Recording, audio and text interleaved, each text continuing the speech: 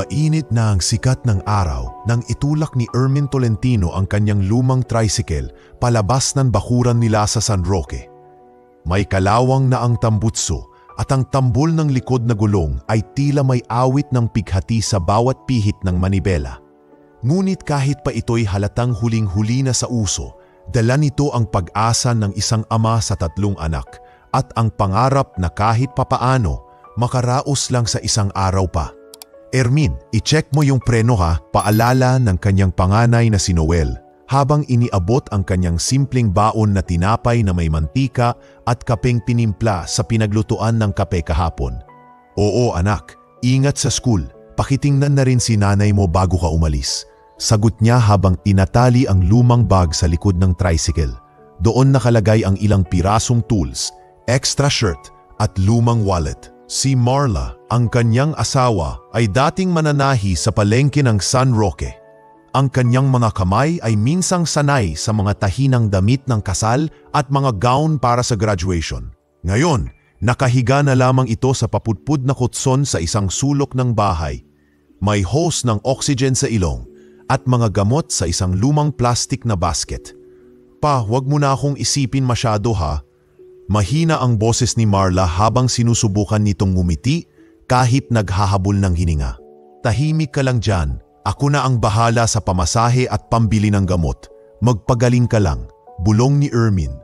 Pilit na pinapakatatag ang boses bagamat mahigpit na ang kurot ng kahapon sa kanyang dibdib. Sa kalsada, pamilyar na pamilyar ang ruta ni Ermin. Paikot-ikot siya mula palengke, eskwelahan, health center at terminal. Pero kahit ganon, hindi pa rin niya nakukuha ang simpatya ng maraming pasahero. Kuya, wag na kami dyan. Ang luma ng tricycle mo. Amoy mantika pa. Sigaw ng isang babaeng estudyante na kasama ang kaibigan habang tinuturo ang mas bagong tricycle sa kabilang linya. Hindi na lang magsalita si Kermin. Sanay na siya sa ganong tingin, mapanghusga, mapanliit. Alam niyang di kasing kinis ng iba ang kanyang tricycle, pero pasing tapat naman ng puso niya ang metro kung magkano ang pamasahe. Minsan, may ilang kapwa driver din na di nakatiis na kutyain siya. Ermin, di ka pa ba napapalitan ng tricycle? Antigo na yan ah. Baka iuwi ka na lang ng LRT niyan. Sabay tawa ng mga lalaki sa terminal. Ngunit sa halip na pumatol, napangiti lang si Ermin. Basta umaandar, sapat na. May pamilya akong kailangan maiuwi gabi-gabi. Sagot niya bago pinaandar ang makinang may halong usok. Ang totoo niyan, hindi lang tricycle ang sinauna. Maging ang kanyang tsinelas ay may retaso ng gulong na itinali upang huwag mapigtas. Ang kanyang short ay kupas at ang sando ay pinagliitan ng anak. Ngunit si Ermin, sa kabila ng lahat ng ito, ay may dignidad. Hindi siya nakikikompromiso, hindi siya nagnanakaw, hindi siya nakikipag-away. Ang bawat baryang kita, kahit pa ilang oras sa ilalim ng araw, ay may kasamang dasal. Isang hapon, dumaan siya sa waiting shed ng barangay hall. Nakaupo roon si Aling Brenda, matandang palaging nakasombrero at may hawak na rosaryo.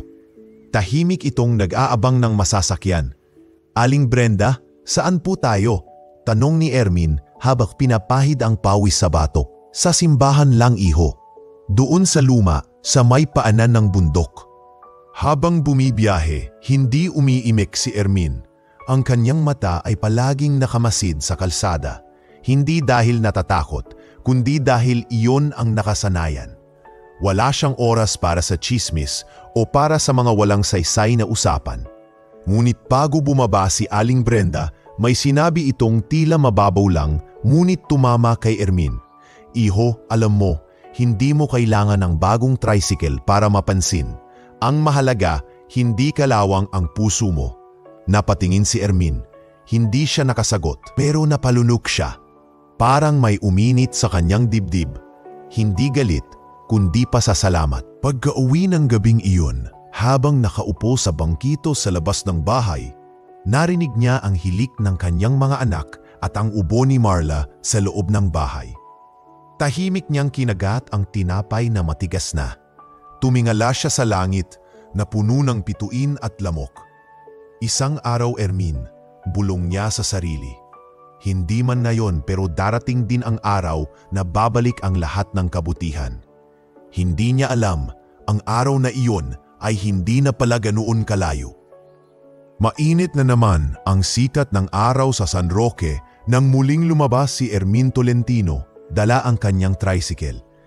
Ngunit sa pagkakataong ito, may kakaibang ingay sa likod ng makina. Parang umiiyak na alingaw-naw na lumalagpas sa preno. Tila nagbabadya ng mas malaking problema.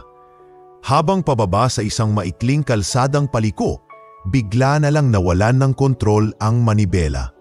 Humarurot ang takbo ng tricycle at kung hindi lang sa mabilis na pagpreno gamit ang paa at pagtama sa isang punong niyog, ay malamang na sumalpok siya sa kariton ni Mang Rudy na nagbebenta ng saging.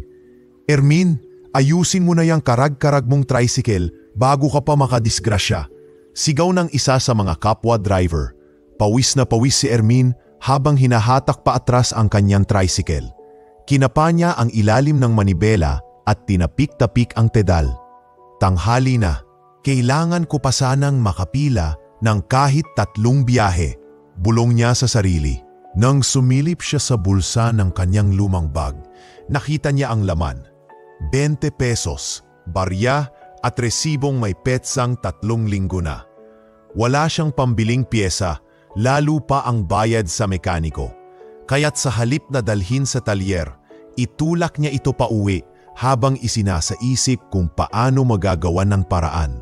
Sa bahay, nakita niya si Noel, ang kanyang 16 anyos na anak na bagong uwi mula sa kanyang part-time na trabaho sa isang construction site sa kabilang barangay. Namumula ang balikat nito sa init at may mga gasgas ang braso.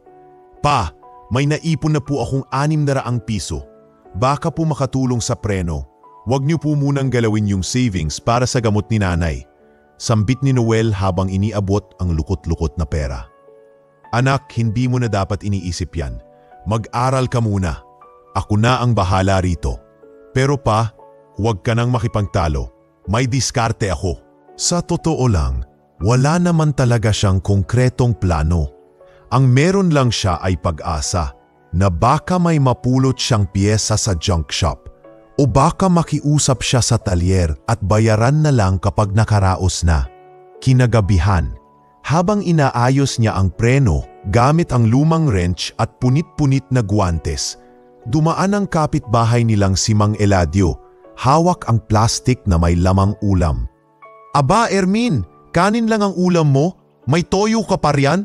Biro ni Mang Eladio sabay ngisi. Kanin at toyo lang muna, Mang Elads. Wala pa sa budget ang ulam. Tubig na lang pamparami. Grabe ka talaga. Ikaw na ang hari ng pagtitipid. Hindi ka pa rin marunong mangutang? Marami nang nauutang, Mang Elads. Mas masarap pa rin matulog na hindi iniisip kung may maniningil kinabukasan. Gabi na, nang matapos niya ang pagkakabit ng pansamantalang preno, isang kinumpuning goma at hinugot mula sa lumang bisikleta. Di niya alam kung tatagal ito, pero para kay Ermin, sapat na ang gumana kahit pansamantala. Muli siyang sumakay sa tricycle kinabukasan. Kahit walang kasiguruhan kung kailan ito muling titirik, naghanap pa rin siya ng pasahero. Sa kanyang isip, bawat metro ay maaaring magdagdag ng kaunting pag-asa. Sa kalagitnaan ng biyahe, muling sumakay si Aling Brenda. Tahimik, laging may rosaryo sa kamay at tila laging may sinusuri sa mukha ni Ermin. Sa simbahan po ulit tayo, Aling Brenda? Tanong ni Ermin habang inaayos ang salamin sa gilid. Oo iho, ikaw lang talaga sinasakyan ko.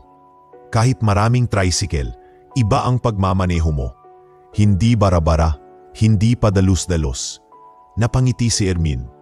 Siguro kasi po takot akong masirato habang nasa biyahe. Mahirap nang may masama pang mangyari. Tahimik si Aling Brenda ng ilang minuto bago muling nagsalita. Iho, minsan yung mga taong binibigyan ng pinakakakaunting atensyon, sila ang may pinakamaraming dalang kabutihan. Hindi ko po alam kung ako yon, sagot ni Ermin. Basta po ako, gusto ko lang maiuwi ng maayos ang asawa ko at mga anak ko gabi-gabi. Pagbaba ni Aling Brenda sa simbahan, may iniabot itong supot ng tinapay at isang sobre. Kahit konti lang ito, sa tingin ko mas makakatulong pa sa'yo kaysa sa akin. Hindi agad tinanggap ni Ermin pero pinilit siya ng matanda. Nang makalayo na siya, binuksan niya ang sobre. Nandoon ang 1,000 piso. Tumingala siya sa langit. Marahang napangiti. Salamat Panginoon. Isa pa pong araw ng gasolina at gamot. Sa kabila ng mga bitak sa kanyang palad at alikabok sa kanyang mukha, hindi kailanman nagreklamo si Ermin. Araw-araw, kahit pawisan, kahit gutom, kahit ininsulto, palagi siyang nagpapasalamat. Kahit walang ulam, basta may tinapay.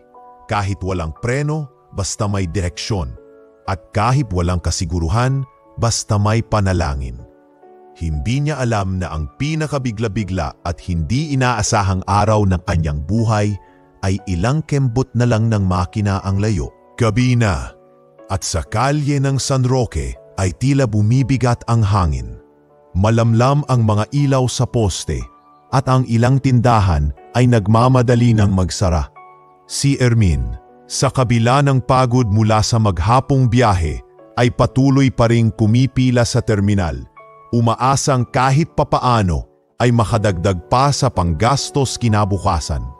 Isa na lang, kahit isa na lang, bulong niya sa sarili habang nakatingin sa relo niyang wala na ring baterya pero ginagamit pa rin bilang porma. Saktong 9:00 nang sumakay sa kanyang tricycle ang isang babaeng hindi niya pamilyar. Nakaitim na bestida ito. May suot na dark sunglasses kahit gabi na at may bitbit na mamahaling bag na kulay maroon. Pormal ang kilos, mabango ang amoy at halatang may pinagdadaanan pero hindi siya mukhang karaniwang taga San Roque. Sa may Lopez compound po, maikling sabi ng babae habang bahagyang tinakpan ang mukha. Tahimik ang biyahe. Hindi umimik ang babae at si Ermin, gaya ng nakasanayan, ay hindi rin nagtatanong. Tanging ingay ng makina at minsan ang pagkabigla niya kapag biglang napapatid ang silinyador, ang tanging bumabasag sa gabi. Pagdating sa isang madilim na eskinita, nag-abot ng bayad ang babae, isang kulubot na 5 piso, sabay sabing, "Heto na po ako." Saka dali-daling bumaba at naglakad papasok sa makipot na daan, hindi na lumingon. "Salamat po," pahabol ni Ermin, pero wala nang sagot. Nang aatras na siya palabas ng eskinita, saka lang niya napansin sa likod ng upuan ang naiwan nitong bag. "Mrs. Miss!" sigaw niya, pero wala nang sagot mula sa madilim na eskinita. Tumambad sa kanya ang katahimikan. Pinulot niya ang bag at tiningnan ito. Mabigat, maayos, parang mamahalin, pero wala siyang ni katiting na intensyon na silipin ito sa kalsada.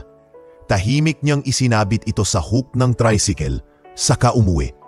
Pagka-uwi, nadatnan niya si Noel na nagluluto ng tuyo habang si Marla ay tila nakatulog sa pagod sa kama, humihinga ng malalim sa tulong ng oxygen tank.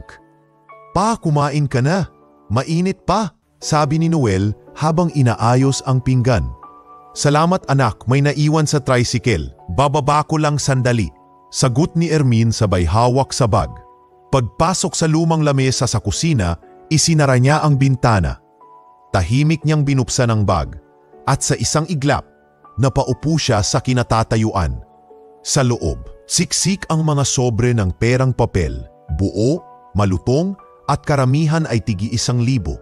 May maliit na kwaderno, may lipstick at isa pang maliit na telepono. Wala ni isang ID. Nanginginig ang kanyang kamay habang marahang ibinalik ang lahat sa loob. "Noel?" tawag niya, mahina ang boses. "Po, anak? Sa tingin mo, ilang taon natin mabubuhay kung may 500,000 tayo?" Napakunot noo si Noel. "Ha? Saan galing yun, pa?" "Hindi atin to. Naiwan ng pasahero. Hindi ko alam kung sino, pero babalik ko to bukas." Madaling araw pa lang, gising na si Ermin.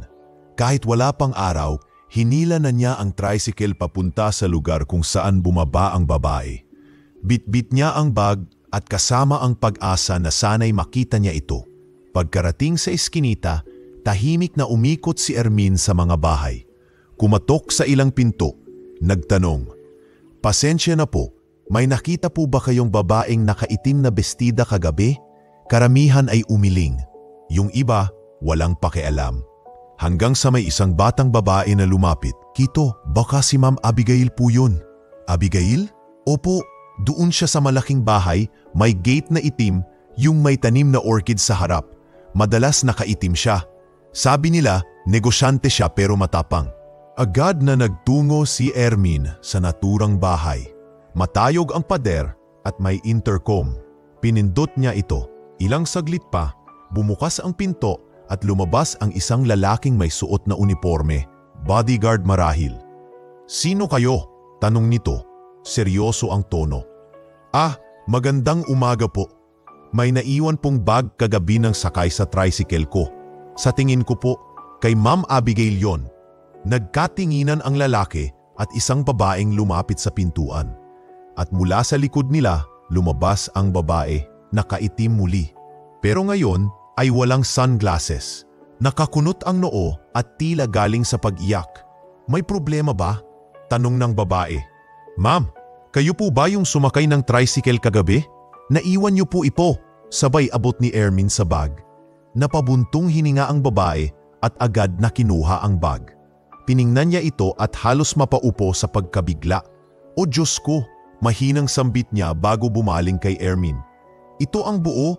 "Opo, wala po akong binawas ni Singko. Hindi ko rin po alam kung kanino, pero alam kong hindi sa akin." Tahimik ang babae. Halatang nag-aalangan kung ano ang sasabihin. Hanggang sa maya-maya'y inilabas nito ang wallet at iniabot ang isang lukot na 20 pesos kay Ermin. "Pasensya na, ito lang ang nasa akin ngayon. Salamat." Kinuha ni Ermin ang pera, bahagyang yumuko. "Wala pong problema, basta po nailigtas yang pera nyo, ayos na po ako." Tumalikod siya at tahimik na lumakad palayo. Sa kanyang palad, hawak niya ang 20 pesos, ang kabayaran sa kanyang katapatan.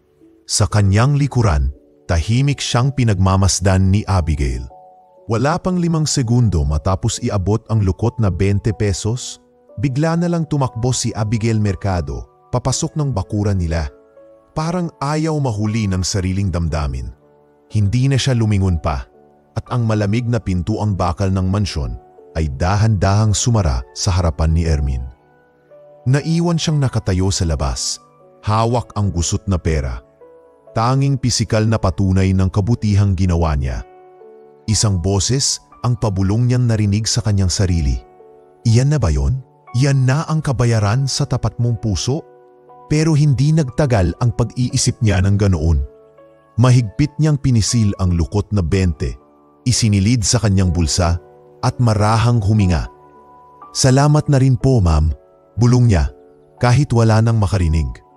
Pagbalik niya sa tricycle, isinuksok niya ang susi at pinaandar ito. Kahit pa humihikbi ang makina, mas maingay ang katahimikan sa kanyang dibdib. Hindi siya galit, hindi siya nanghihinayang. Ang totoo, ang tanging laman ng isip niya ay ang makita ulit ang asawa't anak na buo pa ring pamilya. Iyon lang, sapat na. Pagdating sa bahay, sinalubong siya ni Noel na bagong ligo mula sa trabaho. "Pa, anong nangyari? Nahanap niyo ba yung may-ari?" "Oo anak, naibalik ko," sagot niyang maikli habang hinuhubad ang sapatos. "Ano po sade? Nagpasalamat naman?" Tumangulang si Ermin sabay abot ng 20 pesos. "Ito lang ang iniabot niya. Pero ayos lang, hindi ko naman kailangan ng kapalit." Natahimik si Noel. Kita sa mata nito ang pag-aalinlangan at pagkabigla. "Pa, kalahating milyon yun ah. Ni resibo, ni pangalan, wala. Tapos 20 pesos lang?" "Anak," sabi ni Ermin, na upo sa tabing papag, "hindi ko yon pera kahit pa 1 milyon pa yan. Kung hindi akin, hindi akin. Kapag pinilit kong gawing akin ang hindi apin, parang ninakaw ko na rin yon sa sarili ko." Pero pa, hindi ka man lang ba nasaktan o nabigo? Saglit na natahimik si Ermin bago ngumiti. Mas pipiliin ko pa ring makauwi ng may dalang kapayapaan kaysa kahit anong dami ng pera na ikasisira ng tulog ko. At higit sa lahat, gusto kong matutunan ninyo na ang dangal, kahit hindi binabayaran, ay mas mahalaga pa rin sa kung anumang halaga. Kinabukasan, habang nasa terminal, hindi na nawala sa mga usap-usapan ang kwento ni Ermin. Parang virus sa bibig ng mga tambay at kapwa driver ang kanyang ginawa. Ay, si Mang Ermin, yung bumenta ng kalahating milyon sa halagang 20, sigaw ni Dado, isa sa mga batang tricycle driver na palaging nagbibiro. Di ba pwede na siyang i-feature sa palabas na pinakabobong driver ng taon? Panalo na agad! Sabay halakhak ng grupo ng mga lalaki sa may waiting shed. Si Ermin, habang inaayos ang side mirror ng tricycle, ay tumingin lang sa kanila, ngumiti at hindi sumagot. Ang mga katagang iyon ay tila mga panaksak, pero sa kanyang dibdib ay hindi na tumatalab. Sanay na siya sa panghuhusga. Alam niyang kahit minsan ay napapahiya siya sa mata ng mundo, sa mata ng Diyos at ng kanyang pamilya. Hindi siya kailanman natalo. Lumapit sa kanya si Mang Rudy, matandang vendor ng saging na minsang nailigtas ng tricycle niya sa banggaan. Ermin, totoo bang binalik mo talaga yung bag? Nasa iyo na dapat yung grasya eh. Totoo, Mang Rudy, pero sa palagay ko, mas malaki pa ang kapalit nito balang araw. Kung hindi man sa pera, baka sa tahimik kong konsensya. Tumango si Mang Rudy tila naliwanagan. Hindi ko yan kayang gawin, totoo lang. Marami naman pong paraan para gumawa ng tama. Minsan lang napagkakaitan lang tayo ng pagkakataon. Kinagabihan, habang sabay-sabay silang kumakain ng kanin at tinapa, muling nag-usap ang mag-aama. Pa, sabi ng punso niyang si Nina, narinig ko sa kapitbahay, tinawag ka raw nilang tanga. Maraming ganyan anak, pero hindi lahat ng tumatawag ay may alam sa tunay na halaga ng ginawa ko. Nagagalit ka po ba sa kanila? Tanong naman ng pangalawang anak, si Lino. Hindi, sagot ni Ermin. Ang tao, may kanya-kanyang sukatan ng tama at mali. Pero tayo, pamilya tayong pinalaki sa prinsipyo. Kahit sinong magbato, hindi yan dahilan para ibagsak natin ang dangal natin. Tumango si Marla mula sa kama. Kahit mahina ang katawan, napangiti ito. Anak, tatandaan ninyo, ang tatay ninyo hindi mayaman sa pera, pero milyonaryo sa prinsipyo. Pagkatapos ng hapunan, lumabas si Ermin sa labas ng bahay. Umupo siya sa bangkong gawa sa sirang plywood. Tinanaw ang langit. Sa kanyang palad, muling nilabas ang lukot na dalawa. Maingat niya itong inayos, pinatag sa anyang tuhod. Hindi para insultuhin ang kabayaran, kundi bilang paalala na minsan kahit gaano kaliit ang binigay sa'yo, kung malinis ang intensyon mo, may mas malaking gantimpalang hindi pera ang sukli. Isinilid niya ito sa bulsa ng lumang wallet at bago pumasok sa bahay, tumingala muna siya. Salamat sa isa pang araw na hindi ako nabili ng tukso. Sana bukas ganito pa rin. Hindi niya alam na ang bukas ay magdadala ng isang bagay na hindi man lang niya maipapaliwanag sa ngayon. Isang bagay na magpapabago ng lahat at magiging simula ng pagbuhos ng biyayang hindi niya kailanman hiniling. Maagang gumising si Ermin kinabukasan. Tulad ng nakasanayan, sinalubong niya ang araw sa pamamagitan ng pagwalis sa paligid ng kanilang barong-barong at paglalagay ng basura sa lumang sako na ipinupi ginawang basurahan. Ang kanyang lumang sombrero, kupas at may maluwag na tahi sa gilid ay nakapatong sa kanyang ulo habang pinupunasan niya ng basang trapo ang windshield ng tricycle. Pa, huwag ka nang masyado dyan. Hindi pa naman maalikabok, sabi ni Noel habang nag-aayos ng bag para pumasok sa trabaho. Sayang din ang ganda ng araw kung di sisimulan ng malinis na salubong. Sagot ni Ermin, nakangiti. Habang papunta siya sa kanto para itapon ang basura, may narinig siyang parang papalapit na unos. Mula sa langit, Isang malakas na pag-ugong ang biglang sumaklaw sa buong San Roque. Napatingin ang lahat sa langit. Ang mga bata ay nagsilabasan mula sa eskwelahan, ang mga vendor sa palengke na patigil sa pagtitinda, at ang mga tricycle driver ay nagsitayo mula sa pagkakaupo sa terminal. Helicopter yun sigaw ng isang tambay. Bakit dito? Unti-unting bumaba ang puting helikoptero sa mismong gitna ng kalye. Hindi sa plaza, hindi sa open space, kundi doon mismo sa harap ng waiting shed kung saan madalas naghihintay si Ermin ng pasahero. Lumipad ang alikabok, nag-alburuto ang mga dahon ng puno, at parang eksena sa pelikula ang nakita ng buong barangay. Pagbukas ng pinto ng helikoptero, lumabas ang isang babae na nakaitim na corporate uniform. May suot na headset at may hawak na tablet. Tumigil siya sa harap ng nagtatakang si Ermin na hawak pa rin ang supot ng basura, nakasombrero at nakabarong na luma, ang barong na isinusuot lamang niya tuwing binyag, kasal at libing. "Excuse me po," sigaw ng babae upang malampasan ng ingay ng makina ng helikoptero. "Ikaw po ba si Ginoong Ermin Tolentino?" Nagkatinginan ang mga tao. Yung mga kapwa driver niya na kahapon lang ay nagtatawanan sa kanya, biglang natahimik. Ang mga nagbibidahan kahapon kung paano nila ginastos ang 500 piso sa tong its, ngayon ay parang nanliliit sa kanilang upuan. "Ako po," sagot ni Ermin, hindi pa rin makapaniwala. "Sumama po kayo sa amin. Pinapatawag po kayo ng CEO ng Mercado Group. May nais po siyang iparating ng personal." Nanlaki ang mga mata ni Ermin. "CEO? Mercado Group?" tanong niya. Napakamot sa bato. "Bakit po ako? Hindi ko po alam ang lahat ng detalye, sir.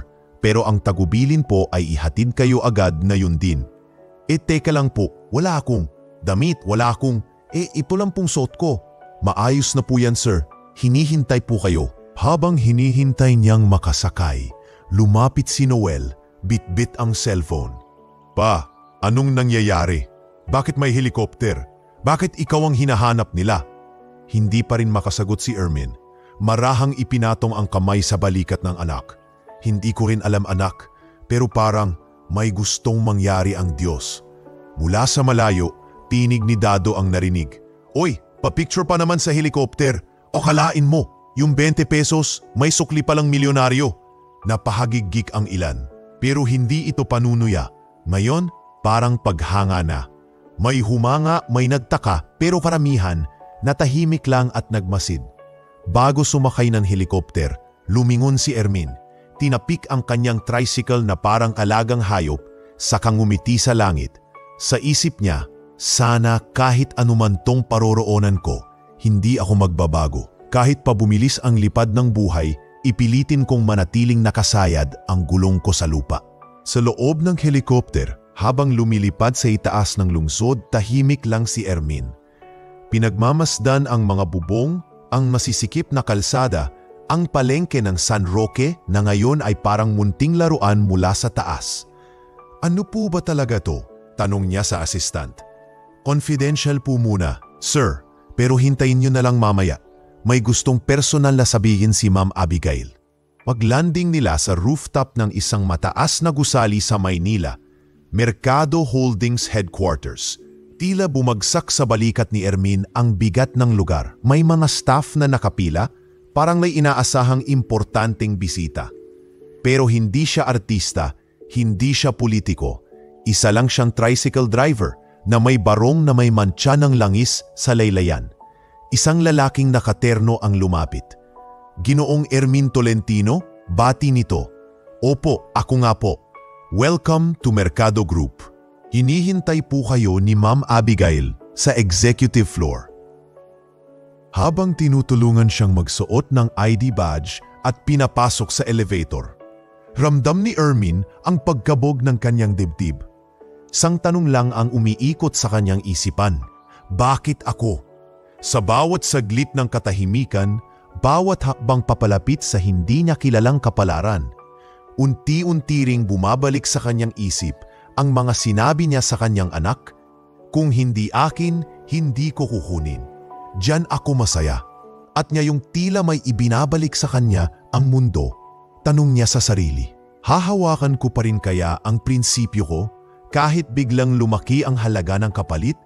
Hindi niya alam pero nasa harap na siya ng pintong magbubukas, hindi lang ng opisina, kundi ng isang bagong kabanata ng kanyang buhay. Pagbukas ng elevator ay sumalubong agad ang malamig na simoy ng aircon. Malinis, mabango at tila may kasamang takot para kay Ermin na ngayon lang nakapasok sa ganitong klaseng gusali. Makintab ang sahig, may mga receptionist sa gilid at bawat lumalakad ay naka-Amerikana't bihis na bihis. Pakiramdam niya ay siya lang ang may langis sa barong at amoy mantika sa loob ng isang mundo ng mga pabango at imported na kape. Inyo na po ito, sir. Sabay abot ng isang staff ng maliit na tray na may laman na tinapay at kape. Habang hinihintay po natin si Ma'am Abigail. Salamat po, tugon ni Ermin habang marahang naupo sa isang leather couch.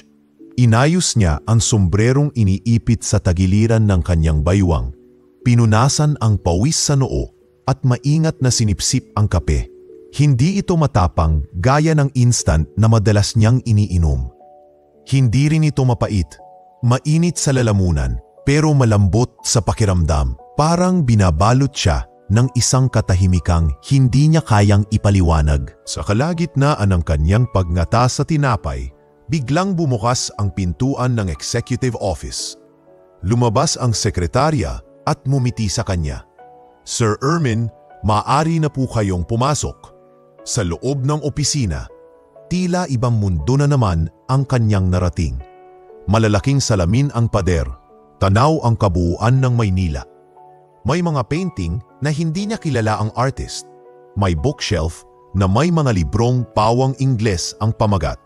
At sa dulo ng mahabang mesa, naroon si Abigail Mercado. Hindi na ito ang babaeng nakita niya noong gabing iyon. Hindi na nakaitim na bestida at dark shades. Ngayon, naka-corporate suit siya. May suot na pearl earrings at maayos ang ayos ng buhok. Ngunit kahit anong bihis pa ang suot niya, kitang-kita sa kanyang mga mata ang pagkakilala kay Ermin. Tumayo si Abigail at lumapit sa kanya. Ginoong Ermin Tolentino. Aniya, marahang iniabot ang kamay. Tumayo si Ermin at nagkamot ng batok bago niya tinanggap ang pakikipagkamay. Ma'am, ako po yung...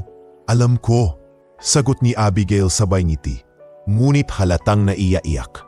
Kayo po ang taong hindi ko malilimutan. Simula noong gabing naiwan ko ang bag ko, net iba ang takbo ng utak ko at puso. Tahimik si Ermin, hindi alam kung anong dapat sabihin. Pasensya na rin po kung 20 pesos lang ang naibigay ko noon at kung tila wala akong respeto sa kabutihang ginawa niyo. Marahan siyang umupo sa harap ni Ermin. Alam niyo ba kung bakit ganun ang naging reaksyon ko noon? Umiling si Ermin. Galing ako noon sa ospital. Inilabas ko ang huling savings namin para sa gamot ng papa ko. Namatay siya kinabukasan. Hindi ko naisip na naiwan ko pala ang bag sa tricycle. Buong gabi akong umiiyak. Hindi ko alam kung paano makakabawi. Hanggang sa kinabukasan, dinala niyo iyon sa akin. Buo, walang kulang kahit wala kayong pangalan ko. Hindi kayo nagdalawang isip. Nanahimik ang kwarto ng ilang sandali. Hindi ko alam kung paano ako makakabawi sa inyo, Ginoong Ermin, pero sisimulan ko ngayon. Tinapik ni Abigail ang intercom, pakiakyat na ang documents. Maya-maya'y pumasok ang assistant at inabot ang isang envelope. Una po, pagpapatuloy ni Abigail. Nais kong ibigay sa inyo ang bagong tricycle. Kumpleto na po ito sa maintenance support, gasoline fund para sa 3 buwan, at insurance. Hindi na ninyo kailangang gumastos pa sa pagkumpuni. Parang napalunok si Ermin. Ma'am, sobra na po ito. Pangalawa, patuloy ni Abigail, ang anak niyong si Noel, base sa aming background check, ay matalino at responsable. Kaya't binibigyan namin siya ng full scholarship sa isang accredited vocational institute. Libre tuition, allowance at mga gamit. Tumulo ang luha sa gilid ng mata ni Ermin. Ma'am, hindi ko po inasahan. Lahat ng to, hindi pa po yan ang lahat. Bilang huling pasasalamat, nais naming isama kayo bilang opisyal na logistics partner ng Mercado Group sa San Roque. Kayo po ang magiging in-charge sa lahat ng small package deliveries sa lugar gamit ang bagong tricycle na aming ibibigay. May buwanang kompensasyon po ito, may benepisyo at training allowance. Napahawak sa dibdib si Ermin. Ma'am, hindi ko po alam kung paano ko kayo mapapasalamatan. Ngumiti si Abigail. Hindi ninyo kailangang magpasalamat. Ang kabutihang ginawa ninyo, iyon ang dahilan kung bakit kami narito ngayon. At kung may dapat pasalamatan, kami po iyon. Tahimik na tumayo si Ermin. Tinanggal ang sombrero at hinawakan ito sa dibdib. Ang gusto ko lang naman po ay maiuwi ng ligtas ang pamilya ko gabi-gabi. Hindi ko po inakalang may gantimpala palang ganito. Ginoong Ermin, sabay tayo ni Abigail. Kayo po ang patunay na sa panahong ito, may mga tao pa ring pinipili ang tama kahit walang nakakakita. Sa pagbaba niya ng gusali, bitbit niya ang dokumentong may tatak ng Mercado Group. Sa labas, naghihintay ang bagong tricycle. Makintab, may logo ng kumpanya sa gilid at bagong plaka. Ang mga dumadaan ay napapatingin, ngunit si Ermin ay hindi na kinakabahan. Sa halip, daman niya ang kakaibang katahimikan sa puso. Sa isip niya, bumabalik ang gabing iyon, ang 20 pesos na iniabot at ang tingin ng iba na siya'y pinakabobong driver. Pero ngayon, hawak niya ang direksyon ng bagong kabanata ng kanyang buhay. Ang kabutihang hindi hinanapan ng kapalit ay siyang ibinalik ng tadhana ng buo, malinis at may dangal. Hindi pa ring makapaniwala si Ermin habang hawak ang sobre ng dokumento mula sa Mercado Group. Sa loob lamang ng 2 araw, ang buhay na dati paikot-ikot sa parehong kalsada ay biglang lumiko sa daang hindi niya kailanman inakala. Kinabukasan, maagang nagbihis si Ermin. Hindi para mamasada, kundi para sa isang bagay na hindi niya kailanman nagawa, ang pumasok sa bangko para magbukas ng sariling account. Isang bagay na para sa karamihan ay simpleng gawain lamang, pero para kay Ermin, isa itong hakbang na tila pagpasok sa bagong mundo. Sir, anong account po ang gusto niyong buksan? Tanong ng teller na naka-smile, pero bakas ang pagtataka habang tinitingnan ang suot ni Ermin. Polo na may bahid pa ng lumang mantika at isang sombrero na medyo kupas. Yung simpleng savings lang po, para po sa pang-araw-araw at para sa anak ko at misis ko kung sakasakaling. Naputol ang kanyang sinasabi. Tila ayaw bigkasin ang salitang sakali. May valid ID po ba kayo? Marahan niyang inabot ang luma niyang lisensya, laminated at halos mabura na ang larawan. Pasensya na po, yan lang po ang meron ako. Ngumiti ang teller. Okay lang po yan sir, kami na po ang bahala. Pasensya na lang po kung medyo matagal, first time po ba niyo? Tumango si Ermin at marahan niyang sinambit. Opo, ngayon lang po ako nagkaroon ng dahilan para mag-ipon. Sa kanyang pag-uwi, dumaan siya sa maliit na department store sa bayan. Isa-isang hinawakan ang mga sapatos na nakadisplay. Ang mga kamay niya palaging humahawak ng manibela at langis. Ngayon ay humahaplos sa mga sapatos na bagong labas. Parang isang batang namimili ng laruan. Teka lang po, may iba pa po kaming kulay nito, sabi ng sales lady. Hindi na po, yung simpleng itim lang po, size 10. Para sa anak ko po. Nagtatrabaho siya sa construction. Gusto ko lang may matinong sapatos siya sa graduation ng kapatid niya. Pagkatapos, dumiretso siya sa butika. Doon, halos hindi siya makapaniwala nang makita ang nebulizer na matagal nang pinapangarap ni Marla. Sir, may mas mura po rito, yung pang basic lang, sabi ng pharmacist.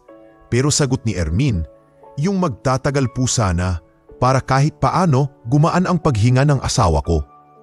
Pagdating sa bahay, sinalubong siya ni Noel, bit-bit ang kanyang cellphone at may ngiti sa muka.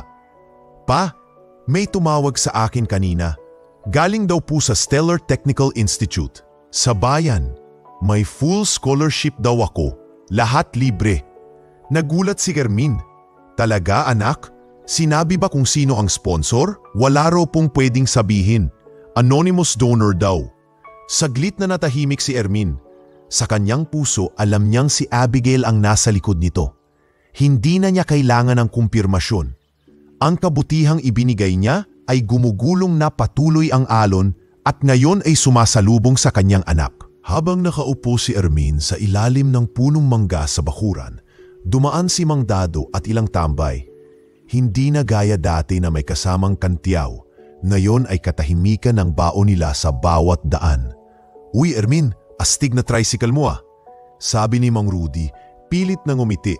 Oo, bagong bigay lang po ng kaibigan." Sagot ni Ermin may halong hiya. "Pasensya ka na pala kung nakapagsalita kami ng masama noon ha. Hindi pala naming naintindihan agad ang dahilan mo." Mang Rudy, lahat tayo nagkakamali. Mas importante, natuto. Ilang araw matapos ang insidente ng helikopter, napuno ang barangay hall ng mga tao. May cameraman, may reporter, at may lalaking may hawak ng mikropono. Isa raw itong segment sa lokal na programa na nagpapakilala ng mga bayani sa araw-araw. Sa mismong upuan sa harap, nakaupo si Ermin, suot ang pinakahiniram niyang bagong polo mula sa kaibigan ng anak, habang binabasa ng reporter ang introduksyon. Sa panahon kung saan maraming pinipiling ibulsa ang hindi kanila, heto ang isang tricycle driver mula San Roque na piniling ibalik ang ₱250,000, walang hinihinging kapalit. Tinawag siyang tanga, tinawanan, ngunit ngayong araw kinikilala siya ng bayan. Sa backdrop ng stage ay nakasulat ang headline, "Ang tricycle driver na mas pinili ang tama kaysa pera." Umakyat ang host sa entablado at nilapitan si Ermin. "Ginoong Ermin, sa lahat ng nangyari, may pagkakataon ba na pinagsisihan niyo ang ginawa niyo?" Ngumiti si Ermin, tumingin sa anak na si Noel at sa asawang si Marla na naka-wheelchair pero mas maaliwalas ang mukha ngayon. "Kung ibabalik ang panahon, uulitin ko ulit. Ang pera pwedeng mawala, pero ang dangal, pag nawala yon, mahirap na ibalik." Nagpalakpakan ang buong barangay. Ang dating tinatawag na luma at amoy mantika ngayon ay tinitingala na. At habang papalabas si Ermin mula sa entablado, naramdaman niyang wala siyang bitbit na salapi pero mabigat ang kanyang dibdib. Hindi sa bigat ng problema, kundi sa bigat ng pag-asa. Isang simpleng tricycle driver, isang 20 pesos, isang desisyong hindi inalintana ang kapalit. At ngayon, isang kwento na patuloy nang nagbibigay liwanag sa mundo ng mga taong naliligaw ng landas. Makaraan ang ilang linggo mula nang makilala ng buong bayan si Ermin Tolentino bilang ang tricycle driver na pinili ang tama kaysa pera, unti-unti nang bumalik ang kanyang buhay sa normal. Ngunit sa pagkakataong ito, ang normal ay may halong bagong liwanag, hindi mula sa salapi o karangyaan, kundi mula sa respeto, paggalang, at panibagong layunin. Maagang gumigising pa rin si Ermin tuwing umaga. Suot ang bagong uniforme na may maliit na logo ng Mercado Group. Sinasakay niya ang bago niyang tricycle, makintab, may komportabling upuan at sa gilid nito ay nakadikit ang sticker na Mercado Partner Official Logistics Vehicle. Sa likod may maliit na kahon ng flyers, mga impormasyon tungkol sa scholarship programs ng kumpanya na ngayon ay bahagi na rin ng misyon ni Ermin na ipasa ang kabutihan. "Kuya Ermin, pa-market po. Dito na kami sasakay. Ikaw ang hinahanap namin." Sigaw ng 3 estudyanteng babaeng may mga dalang backpack. "Sige mga iha, sakay lang kayo. May libreng flyer pa kayo. Baka may kapatid o pinsan kayong gustong mag-aral pero kapos sa bayad. Libre ang tuition sa scholarship na to." "Wow po, salamat kuya." Sabay kuha ng isa sa mga dalagita ng leaflet. Hindi lang iilang beses pinakyaw si Ermin ng mga pasahero. Mula sa mga estudyante, mga nanay, hanggang sa mga senior citizen, lahat gustong makasakay sa kanyang tricycle. "Dito na ako kay Ermin, masarap sumakay sa tapat na driver," sabi ng isang ginang, sabay kindat sa kausap sa pila. Kahit hindi siya ang una sa pila, madalas ay pinatawag pa rin siya ng mga pasahero. At ang dating kantiyawan sa terminal, ay napalitan na ng mga paggalang na tango at tahimik na pagsaludo. Isang hapon, habang naghihintay ng sakay sa tapat ng barangay hall, nilapitan siya ng ilan sa kanyang dating kabarkada sa inuman. "Ermin, gabi na o! Tara, may alak kami sa bahay ni Dado. Libre, may pulutan pa. Lechon manok." Tumingin si Ermin sa orasan ng tricycle at saka sa bitbit niyang flyers. "Pasensya na mga pre, maghahapunan pa kami ni Marla. May gamot pa siyang kailangang inumin alas 6. Naku naman pre, isang tagay lang para sa tagumpay mo." Ngunit umiling si Ermin. Saka ngumiti. "Hindi na ako yung dating Ermin mga pre. Mas gusto ko na yung tahimik na tagumpay, yung walang sakit ng ulo kinabukasan." Tahimik ang grupo, isa-isang nagkibit balikat at tumawa na lang, hindi sa pang-iinsulto, kundi tila batanggap na nilang nag-iba na nga si Ermin at hindi na nila ito kayang sabayan. Pagdating sa bahay, nadatnan niya si Marla na nakaupo sa may bintana, may hawak na maliit na halaman sa paso. "Kamusta ang biyahe, mahal?" Mahina ngunit masiglang pati ni Marla. "Maayos naman. Marami tayong flyers na ipamigay. Tuwang-tuwa ang mga estudyante. Sabi ko, huwag silang sumuko. Baka sa susunod, sila na ang susunduin ng helikoptero." Sabay ngiti ni Ermin. Napatawa si Marla. "Naaalala ko pa dati, ni pamasahe ng isa sa kanila, hirap tayong isingit. Ngayon, tayo pa ang nagbibigay ng daan. Ganun talaga ang buhay. Minsan paikot-ikot. Pero kapag hindi ka lumihis sa tamang direksyon, makafarating ka rin sa dulo." Nang gabing iyon, habang kumakain ng hapunan, kasama sina Noel at ang kanyang dalawang kapatid, napansin ni Ermin na tahimik lang si Noel, nakatingin sa kanyang libro habang ngumumuya. "Anak?" tanong niya. "Mukhang seryoso ka dyan ah. May exam ba kayo bukas?" "Wala po, pa. Pero gusto ko lang po kasing galingan. Ayokong sayangin yung oportunidad. Hindi ko po hahayaang masayang ang tiwala nyo at ng mga tumulong sa atin." Hindi agad sumagot si Ermin. Sa halip, pinanood lang niya ang kanyang anak. Matangkad na, nangingitimang braso sa trabaho, pero may liwanag na sa mata, isang liwanag ng direksyong malinaw at pusong may pasasalamat. Dahan-dahan siyang tumayo, lumapit sa pintuan ng bahay, at tumingin sa labas. Tahimik ang gabi, may mga kuliglig sa palibot, at sa likod ng ulap ay makikita ang kislap ng ilang bituin. Sa ilalim ng lahat ng iyon, mahigpit niyang niyakap ang kanyang sarili at marahang bulong niya. Masarap pala yung tahimik na tagumpay, yung hindi mo kailangang ipagsigawan, yung ramdam mo sa puso, hindi sa bulsa. Ang tricycle niya ay nakaparada pa rin sa gilid ng bahay, kuminang sa ilalim ng ilaw ng poste. Hindi na para ipagmalaki, kundi para paalalahanan siya araw-araw na sa bawat tamang desisyon, may biyayang dumarating. Hindi agad-agad, hindi laging enggrande, pero palaging sapat, palaging makatarungan. At sa pagkakatulog ng kanyang pamilya, habang binabantayan ni Ermin ang mundo mula sa labas ng kanilang tahanan, alam niyang sa kanyang simpleng pagkatao, nagawa niyang mag-iwan ng tatak. Hindi lang sa kalsada ng San Roque, kundi sa puso ng mga taong naniwalang ang kabutihan ay may saysay, basta't tapat at totoo. Sa kabila ng mga biyayang unti-unting dumarating kay Ermin, ang bagong tricycle, respeto ng komunidad, edukasyon ng mga anak, may isang bahagi ng buhay niya na hindi na niya kayang baguhin. Ang unti-unting paghina ng kanyang kabiyak na si Marla. Habang lalong naging abala ang araw ni Ermin sa pamamasada at pamimigay ng flyers, gabi-gabi naman siyang nauuwi sa tahanang palaging may amoy ng gamot at tunog ng pag-ubo. Naging bahagi na ng gabi nila ang tunog ng nebulizer, ang pag-inom ng gamot tuwing alas 10 at ang mahabang katahimikan habang nakahiga si Marla. Pinagmamasdan ang kisame, hawak-hawak ang kamay ni Ermin. "Kamusta ang biyahe mo?" Mahinang ngunit puno ng lambing ang tanong ni Marla isang gabi. "Wala namang masama. Madami tayong natulungan ulit ngayon. may isang estudyante raw na naisipang magsulat ng tula dahil sa flyer natin.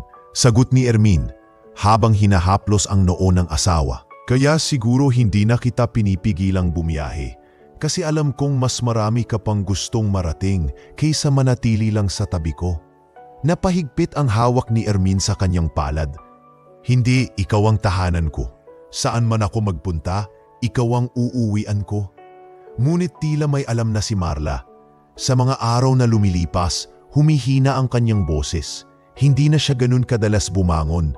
Ang dating ngiti ay naging mapayapang pagkakaidlip. Hanggang isang umaga, nagising si Ermin na walang narinig na pag-ubo, walang ingay ng hininga.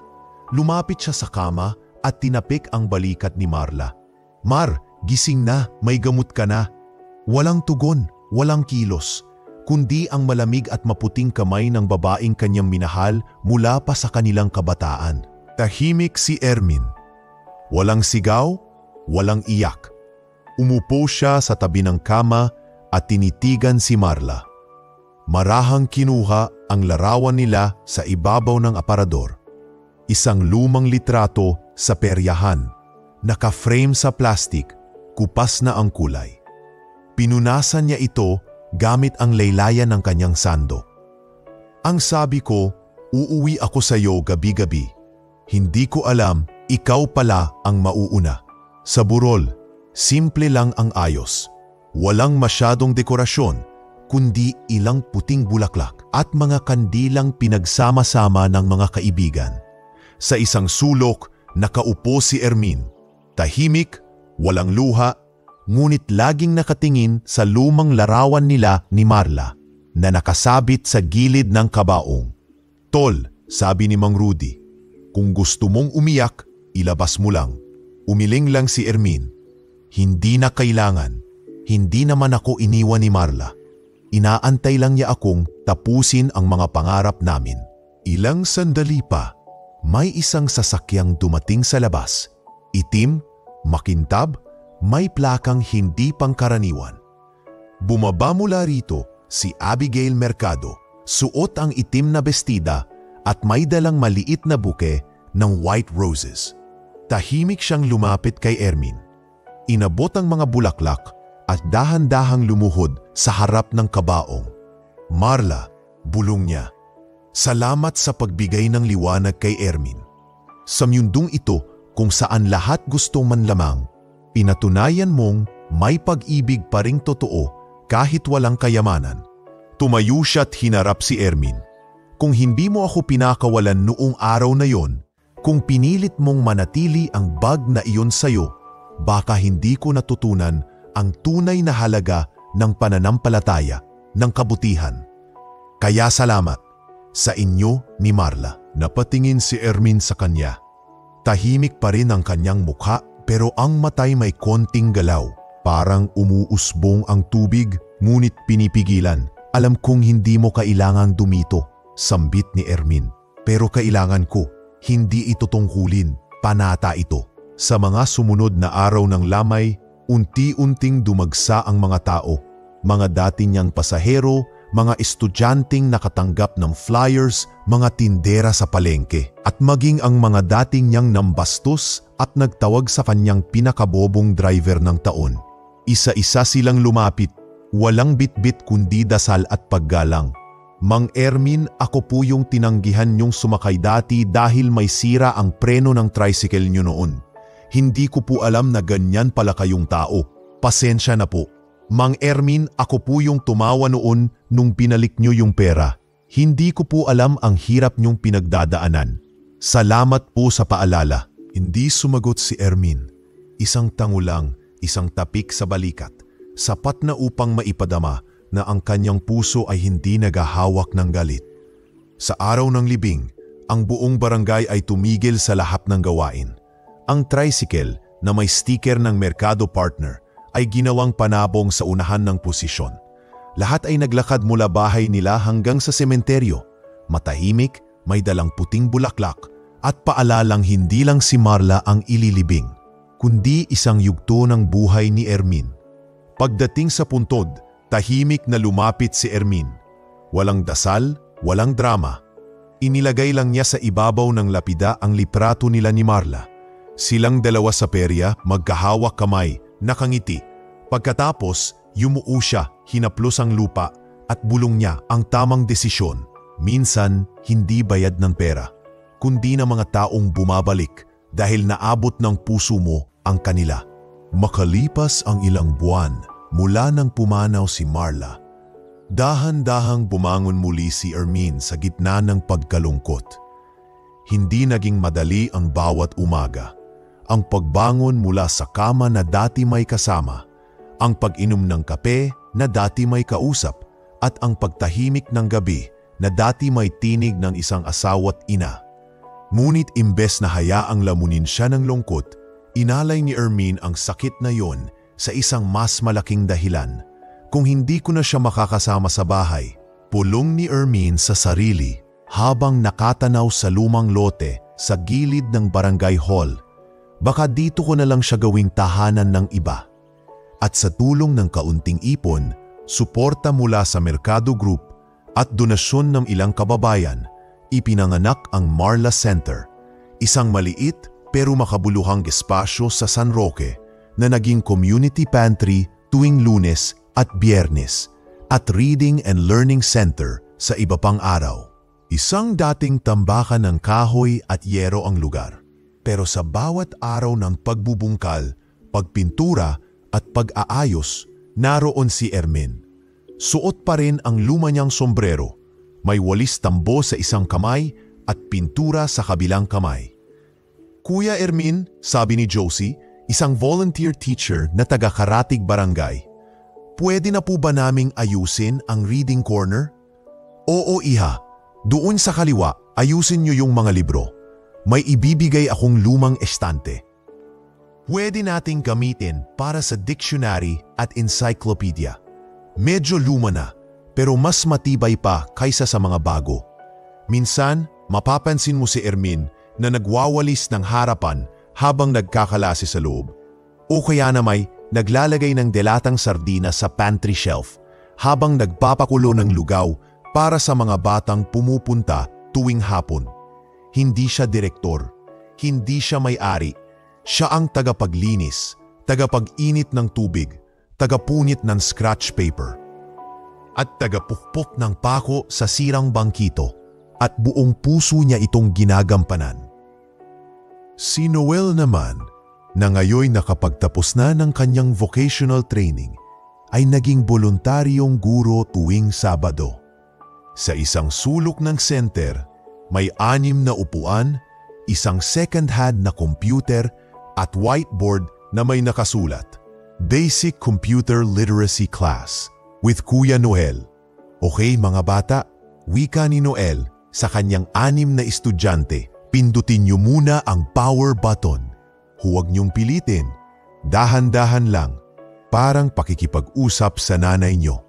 Tumawa ang mga bata.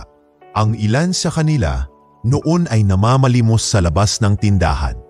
Ngayon marunong nang gumamit ng mouse at magbukas ng Word document. Kuya Noel, tanong ng batang si Alisa, pwede po ba akong matutong gumawa ng resume? Tiyak yan, baka bukas ikaw na ang gumawa ng resume para sa buong barangay. Ang ganitong eksena dati ay imposible sa San Roque.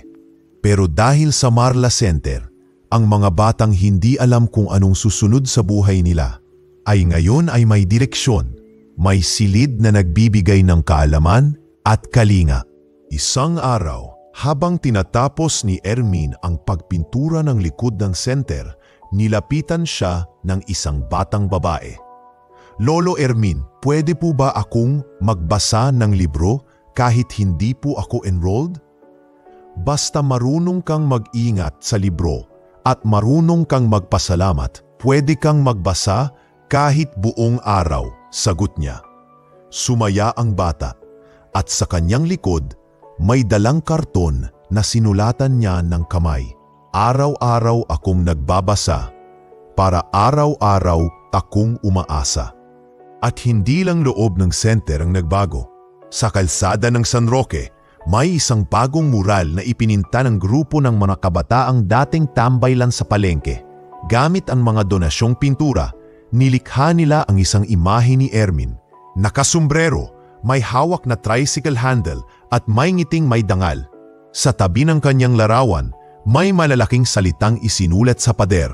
Ang katapatan ay hindi naluluma, katulad ni Mang Ermin. Tuwing dumaraan ang mga tricycle, jeep at bisikleta, napapatingin ang mga tao. At hindi lang ito sining sa mata, ito'y alaala ng isang taong piniling maging tapat kahit walang nakatingin at ngayon pinipiling tularan ng maraming kabataan. Isang gabi, habang nagsasara ng ilaw si Ermin sa loob ng center, naroon siyang mag-isa. Sa harap niya ang blackboard na puno ng chalk dust, ang mga mesa ng bata na may sulat na "Salamat po, Mang Ermin." At sa gilid ay ang kanyang upuang kahoy, kung saan madalas siyang nauupo noon habang hinihintay si Marla matapos magtahi. Tahimik, payapa. Kinuha niya mula sa bulsa ang lumang larawan nilang mag-asawa. Ipinatong sa lamesa, marahang huminga at nagsalita. "Mar, hindi ko man na ibalik ang lahat ng nawala sa atin. Pero sa bawat batang natutong bumasa, bawat estudyanteng marunong ng mangarap, alam kong naroon ka. At sa bawat gulong ng tricycle na umiikot pa rin ngayon, dinadala ko pa rin ang mga pangarap mo, paikot-paikot, palapit sa kabutihan." At sa labas ng Marla Center, sa ilalim ng streetlight, may lumilipad na puting paru-paro, paikot-paikot sa may pintuan, bago ipo dumausdos sa gabing may hangin ng pag-asa. Maaliwalas ang umaga sa San Roque.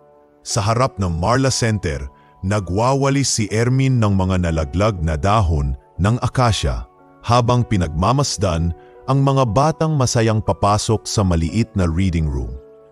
May ilang nanay na nakapila sa community pantry at sa tabi ng kalsada, naroon pa rin ang mural niya, kinulayan na ng bagong pintura ng mga kabataan sa barangay.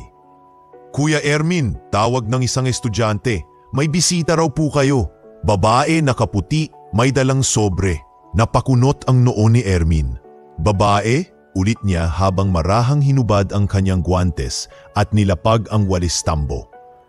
Paglapit niya sa waiting area ng Marla Center, tumambad sa kanya ang isang babaeng matagal na niyang hindi nakita.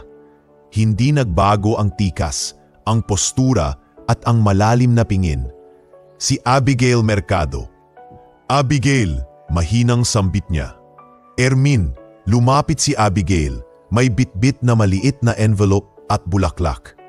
"Alam kong matagal akong hindi nagpakita. Pero ngayong narito ako, sana'y tanggapin mo ito." Tahimik silang naupo sa ilalim ng silong, sa tabi ng mga paso ng oregano at sampagita. Pinagmamasdan ni Ermin ang sobre habang nagsasalita si Abigail. "Alam mo Ermin, sa dami ng board meetings na dinaluhan ko, mga awards na tinanggap ko, at proyekto naming na-launch, hindi ko pa rin malimutan yung gabing iniabot mo yung bag ko. Hindi lang dahil sa ginawa mong kabutihan, kundi dahil binago mo rin ang puso ko." Binuksan ni Ermin ang sobre, isa iyong sulat na may tatak ng Mercado Foundation. Maayos ang pagkakatiklop, may kalakip na sertipiko at maikling liham. "Kami sa Mercado Foundation ay formal na nagpaparangal kay Ginoong Ermin Tolentino bilang honorary board member, bilang pagkilala sa kanyang di matatawarang katapatan, malasakit at pagbabagong hatid sa komunidad ng San Roque." Napatigil si Ermin sa pagbabasa. Tiningnan niya si Abigail. "Board member? Ako?" Tumango si Abigail. "Hindi lang kita pinaparangalan. Gusto kong maipasa mo ang pananaw mo sa amin. Hindi lang yung kwento mo ang mahalaga, kundi yung prinsipyo mo. Yung hindi natuturo sa seminar, hindi nasusukat sa grado." Nagpatuloy siya. "At gusto sana naming bigyan ka ng bagong tirahan sa Maynila. May garden, may malapit na ospital, at mas malapit sa headquarters namin.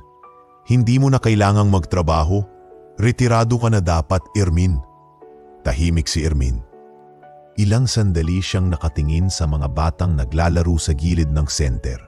May isa sa kanila, hawak ang papel na may nakasulat. Basura man ang papel, may silbi pa rin ito. Bumaling siya kay Abigail.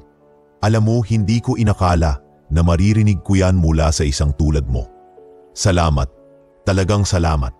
Pero hindi ko kayang iwan ng San Roque. Sigurado ka? Tanong ni Abigail, may halong lungkot. Mas kailangan ako rito. Hindi dahil sa tingin ko ay ako lang ang makakatulong, kundi dahil ako mismo ay natutulungan ng lugar na to araw-araw. Pag nakikita ko yung mga batang natutong bumasa, mga nanay na natutong mangarap ulit, doon ko nararamdaman si Marla. Di po siya nabubuhay. Napayuko si Abigail. Hindi ko alam kung paanong babawi ako sa iyo, Ermin. Ngumiti si Ermin. Hindi mo kailangang bumawi. Ang kabutihan, pag ibinalik, hindi na utang. Regalo na yon. Mabilis na kumalat ang dokumentaryo. May mga estudyante sa Maynila na gumawa ng reaction video. May mga guro sa probinsya na ginamit ito bilang aralin sa ESP. At may ilang mambabatas na nagbanggit sa pangalan ni Ermin sa isang panukala tungkol sa pagsuporta sa mga community builders. Ngunit sa kabila ng lahat ng ito, si Ermin ay nanatiling tahimik sa San Roque. Minsan ay makikita siyang naglilinis pa rin ng Marla Center, naglalagay ng bagong flyer sa board, o kaya'y nakikipagkwentuhan sa mga batang estudyante habang hawak ang isang lumang tsinelas na ginagamit niyang pamukpok ng pako. At tuwing gabi, bago siya pumasok sa bahay, tinitingala niya ang langit at marahang bumubulong. Mar, may isa na namang batang natuto magsulat. Isa na namang ina ang ngumiti. Isa na namang araw na hindi tayo nakalimutan. At sa bawat bituin na kumikislap sa langit, may isa na laging mas maliwanag kaysa sa iba. Parang paalala na kahit ang pinakamaliit na kabutihan, pag inalay ng tapat, nagiging ilaw ng buong bayan. Lumipas pa ang ilang taon at si Ermin Tolentino, na dati simpleng tricycle driver lamang ng San Roque, ay hindi nakilala sa kanyang dating tricycle, kundi sa kanyang mga prinsipyo. Hindi siya politiko, hindi negosyante, at lalong hindi kilalang personalidad. Pero kung may bagay na hindi kailanman nabura sa kanya, iyon ay ang kanyang katapatan, at iyon ang naging daan para maging ilaw siya sa marami pang iba. Sa tulong ng Mercado Foundation, nagsimula siyang libutin ang mga karatig barangay para magsagawa ng tinatawag nilang honesty sessions. Isa itong simpleng pagtitipon ng mga tricycle driver, jeepney driver, delivery riders at kahit ilang tsuper ng school service upang pag-usapan ang isa sa pinakamalalim na bagay na madalas hindi napapansin, ang halaga ng katapatan. Mga kasama, panimula ni Ermin habang nakatayo sa isang maliit na covered court sa Barangay Maligaya. Hindi tayo tumatanggap ng milyones araw-araw, pero araw-araw binibigyan tayo ng pagkakataong mamili kung tayo ba'y magiging tapat o mapapadala sa tukso. Tahimik ang mga nakikinig. Ang ilan, nakahalukip-kip. Ang iba, nakayuko. Pero lahat, nakikinig. Alam kong mahirap, patuloy niya. Minsan may naiwan sa tricycle nyo, cellphone, pitaka, paninda.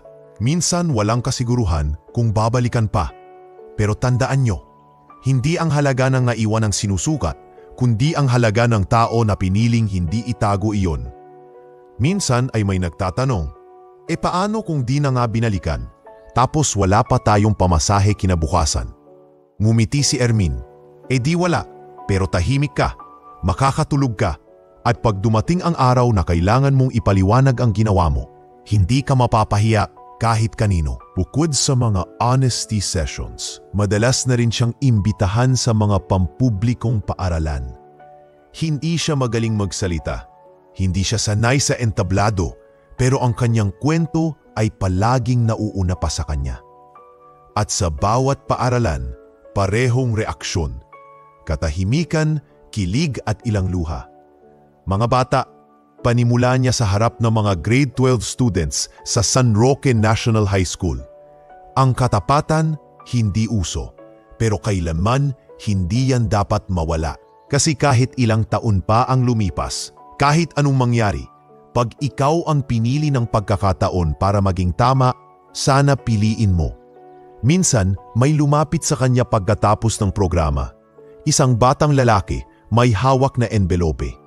Sir Ermin, ako po yung nakaiwan ng cellphone sa tricycle nyo noong isang buwan. Binalik nyo po sa barangay hall. Ngumiti si Ermin. Ikaw pala yun. Kumusta na ang cellphone mo? Okay na po, pero hindi lang po yung cellphone ang binalik nyo, kundi yung tiwala ko na may mabuting tao pa rin. Samantala, si Noel, ang dating construction helper na tumigil sa pag-aaral para matulungan si Ermin, ay ngayon ay isa ng ganap na social worker. Nakapagtapos siya sa ilalim ng scholarship ng Mercado Foundation at sa kanyang graduation, si Ermin mismo ang laglakad papuntang entablado para isuot sa kanya ang medalya.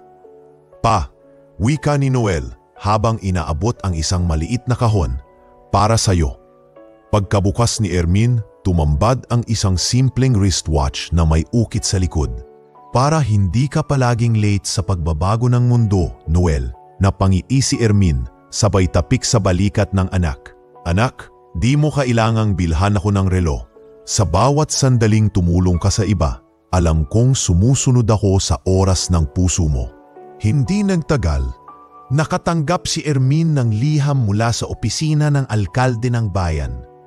Imbitasyon ito para sa isang seremonya sa munisipyo, gabi ng gawad ng bayan. Hindi niya inasahan ito. Akala niya, simpleng parangal lamang. Pero nang dumating siya sa munisipyo, napuno ang bulwagan. Naroon ang mga dating kabarangay, guro, estudyante, maging mga driver mula sa iba't ibang bahagi ng bayan. And with near entablado, may isa pang mural, isang bagong likha na mas detalyado, mas makulay, at mas makahulugan. Si Ermin, hawak ang manibela, ngunit ang paligid niya ay mga batang may hawak na aklat, mga kababaihang may grocery bags, at mga lalakit babaeng nagsusulat ng tapat sa ledger ng buhay. Ngayong gabi, wika ng alkalde, ang pinaparangalan ang isang taong nagpatunay na hindi kailangang mayaman, hindi kailangang sikat para mag-iwan ng bakas sa puso ng bayan. Si Mang Ermin Tolentino, ang tricycle driver ng katapatan. Pinalakpakan siya ng lahat. Tumayo siya, mabagal ngunit matuwid. Umakyat ng entablado at tinanggap ang plake. Gawad ng bayan para sa haliging may dangal. Tahimik siya habang nakatayo. Ngunit bago bumaba, nagsalita siya ng ilang linya na muling sumapol sa lahat ng naruroon. Kung may matitira man sa aking balang araw, hindi yung tricycle, hindi yung relo, hindi yung plake, kundi yung kabutihang hindi sinukat pero pinili pa ring gawin. Kinagabihan, habang nakaupo siya sa labas ng Marla Center, pinagmamasdan ang mga bituin. Suot ang bagong relong bigay ni Noel. Marahang bulong niya. Hindi ko alam kung huli na ako sa maraming bagay. Pero kung may hinabol man ako sa buong buhay ko, siguro iyon ay yung pagkakataong maging tama kahit wala nang tumitingin. Sa kanyang harapan, may batang babae na hawak ang librong hiniram sa reading center. Naglakad ito papunta sa kanya at ngumiti. Lolo Ermin, pwede po ba akong mangarap ng malaki? Ngumiti si Ermin, hinimas ang ulo ng bata at sagot niya, basta't huwag mo lang kalimutang manatiling tapat dahil kahit gaano alaki ang pangarap, kung may dangal kang tangan, mararating mo rin. Mainit ang sikat ng araw sa San Roque, pero may banayad na hangin sa paligid. Tila humahaplo sa bawat lumang poste, murang halaman at tahimik na waiting shed kung saan madalas nag-aabang ng pasahero si Ermin Tolentino noon. Ngayon hindi na siya pumipila roon at hindi na rin siya namamasada. Sa gilid ng kalsada makikita si Ermin. Matanda na, bahagyang kubo ang likod at may ilang guhit sa mukha na hatid ng panahon. Nakatayo sa likod ng isang luma ngunit makinis pa ring tricycle. Hawak-hawak ang manibela. Ngunit hindi ito para sa biyahe o kita. Hawak niya iyon para ituro kung paano magmaneho sa isang batang babae na abit tainga ang ngiti, pero bakas ang kaba. Ayan, Selina, marahang turo ni Ermin. Dahan-dahan lang ang gas. Kapag nabigla ka, hindi lang makina ang magugulat, pati ikaw. Opo, Lolo Ermin, sagot ng bata habang maingat na umipihit ng manibela.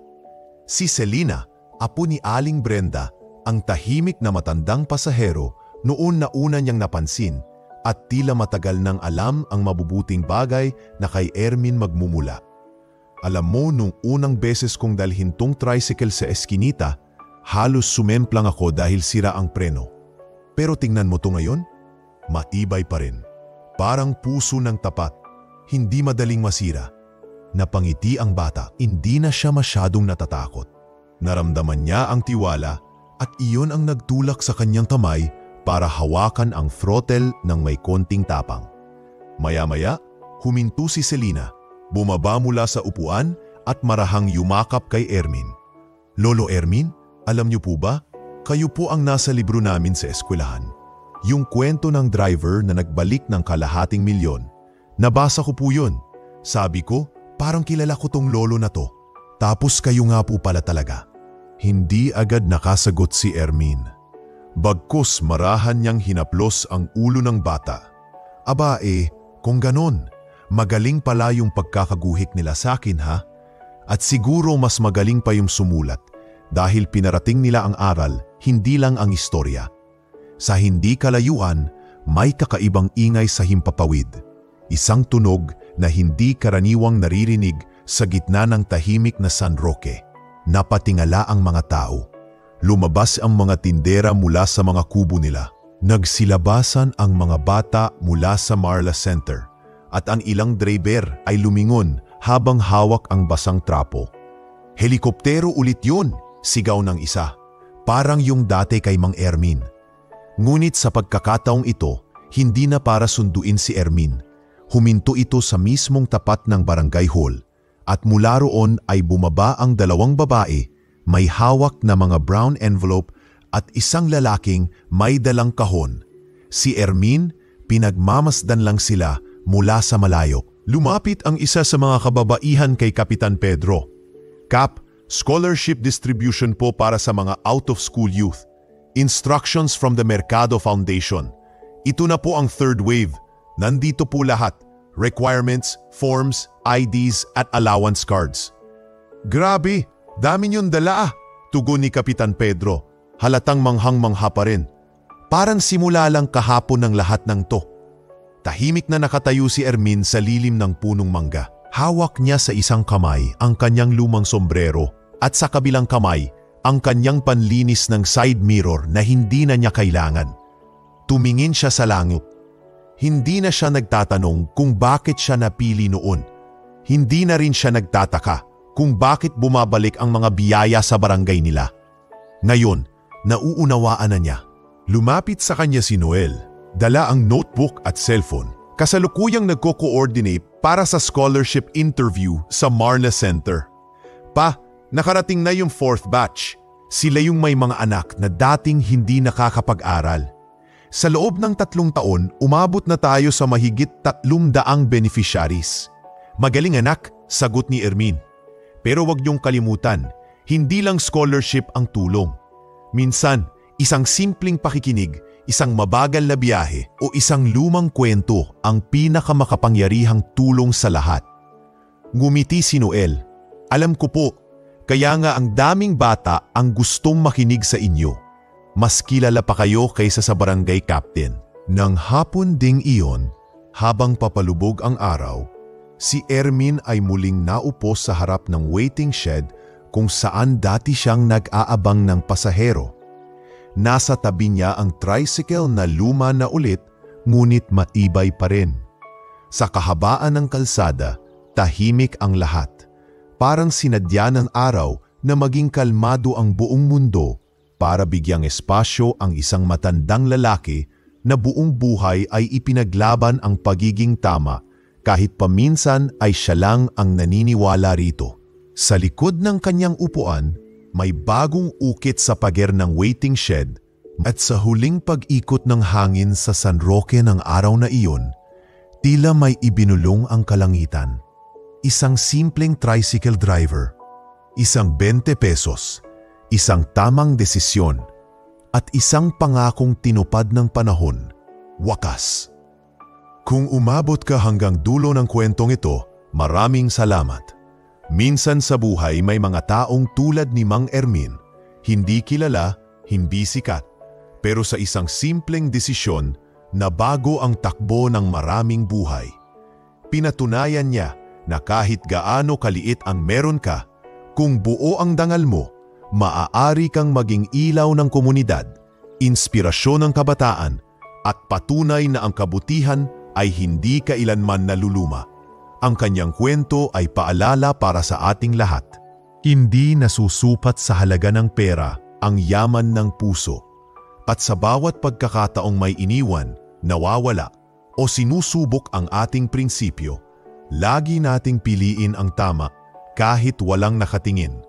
Dahil ang tama, sa huli bumabalik. Kung nagustuhan mo ang kwentong ito, huwag kalimutang mag-like, mag-comment, at may subscribe sa channel para sa mas marami tang kwentong may aral at puso. Ito ang alon ng istorya hanggang sa susunod na kwento. Maraming salamat at mabuhay ang mga tapat sa buhay.